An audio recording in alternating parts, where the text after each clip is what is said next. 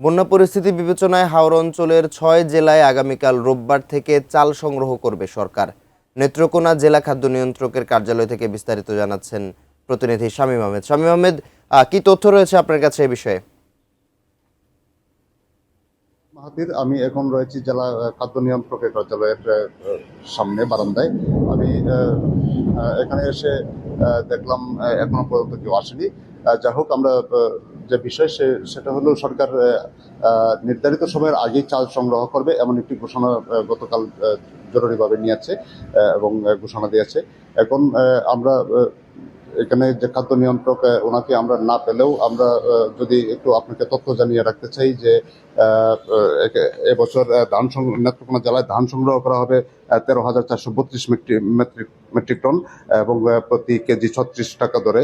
আর চাল সংগ্রহ করা হবে 61,161 মেট্রিক টন, প্রতি কেজি 49 টাকা দরে।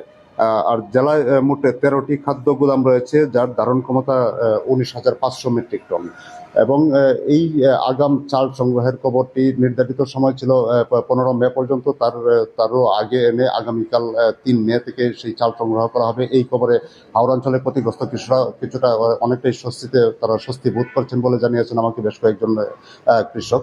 এবং আগামীকাল থেকে সেই কার্যক্রম শুরু হবে এবং সেই কার্যক্রমের যে কার্যকারিতা এবং সেটা আগামীকাল থেকে আমরা প্রত্যক্ষ করব, লক্ষ্য করব সেটা কতটুকু ফলপ্রসূ এবং কার্যকরী হয়।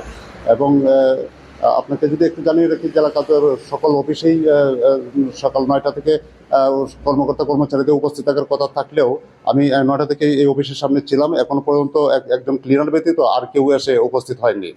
এই ছিল নেত্রকোনা থেকে আমার কাছে চাল সংগ্রহের খবরাখবর।